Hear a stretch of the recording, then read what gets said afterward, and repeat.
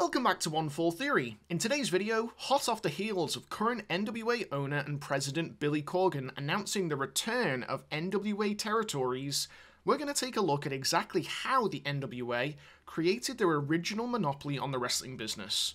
The source material for today's content comes from Tim Hornbaker's 2007 book, National Wrestling Alliance. The book meticulously covers the NWA's humble beginnings in the post-war Midwest to its worldwide expansion. It both celebrates the achievements of stars like Lou Thez, Strangler Lewis, and Buddy Rogers, and explains the US Department of Justice mid-50s investigation.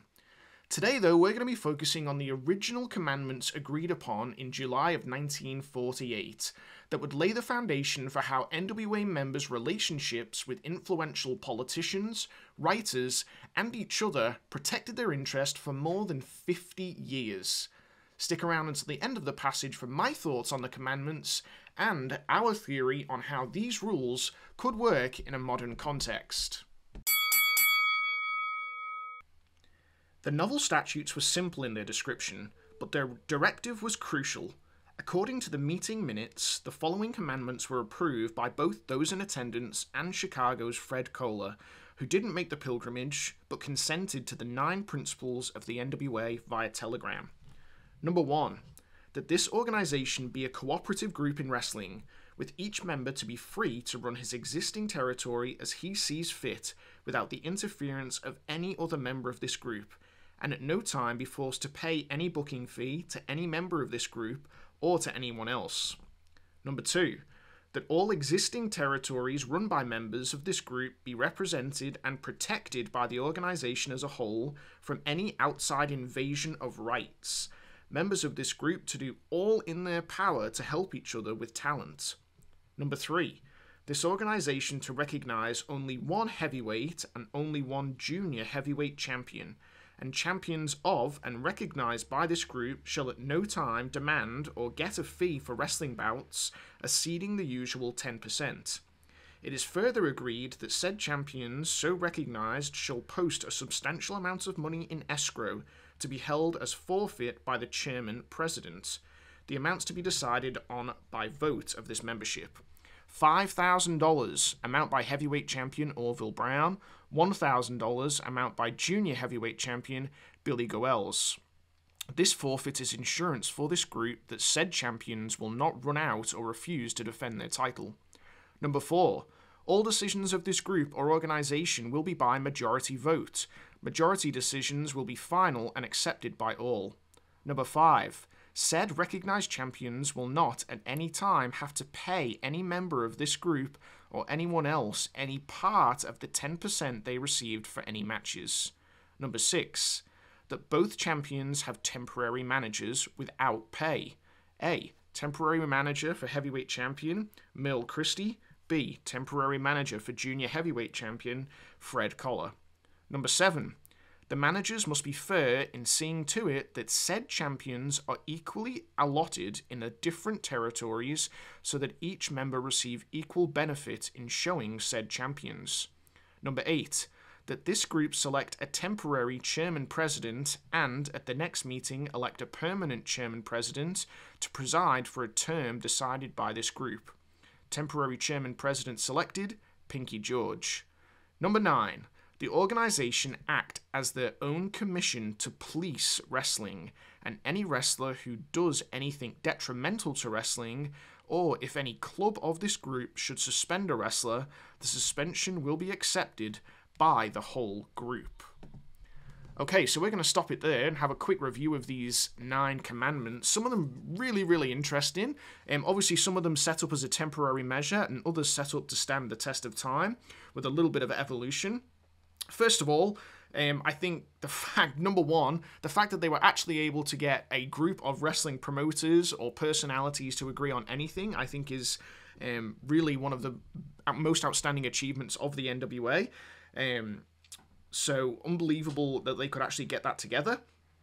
Also that they had existing territories that could recognize just one heavyweight and one junior heavyweight champion. I love the fact that these terms actually focus on the championships and really placing value on who their heavyweight and who their junior heavyweight champion was going to be. Outside of that, obviously, there's a huge focus on money as well. So the fact that they're trying to put rules in place that would stop any sort of corruption. So, you know, the 10% fee not being having to pay to any promoters and having a manager there to ensure that the champions were fairly represented across the existing territories. Loved that one too. And then also relating to money, the fact that the champion had to place a large amount of money in escrow. Obviously, this played out a lot later in the NWA's history in that we know that Ric Flair reportedly had to put up $25,000 for his championship. And once he left the NWA, he actually wanted that money back. So really, really interesting that the $5,000 amount here in 1948 was one of the founding commandments. And then finally, in terms of the rules, obviously, they've actually stated it here on paper that the Commission to Police Wrestling is part of their foundation. What I love here, obviously, about that is it's, in essence, about protecting the business. What that evolves into, though, is protecting themselves and the way that they can stop any sort of outside promoters or any outside wrestlers that aren't endorsed by the NWA from being successful. So that investigation into them being a monopoly, I think those terms in terms of policing wrestling really plays a huge factor here. So what I mean, like I said at the start of this, the fact that they were able to get anyone to agree on anything is a really outstanding achievement. It has been tried and tried again throughout the history of wrestling, and really no one other than the NWA have managed to achieve it for any sustained period of time. I can tell you from personal experience that trying to form an organization of Australian promoters here in my homeland, and then also working with the International Partnership as an NWA member and a former NWA Australian champion, it is an incredibly difficult thing to do. Not only just to get that communication right, but also to get people to agree and then follow through on the things that you've agreed on. It's not something that I could ever achieve here in Australia. There are an amazing individual promotions, and there would be an untold amount of benefits to really any national body that could put the territories together. I think about England and Canada, and Mexico, Japan. No one has been able to do it other than this original NWA group for any sustained period of time. Which brings us to what's happening now. Like I said at the start of this video, hot off the heels of Billy Corgan announcing that the territorial system is back. Can Billy create a modern version of this territorial partnership? I believe he can, but to do so, he's probably going to have to follow, let's say, the McDonald's franchising method, and that is keeping everything central as much as possible, and that slow burn out.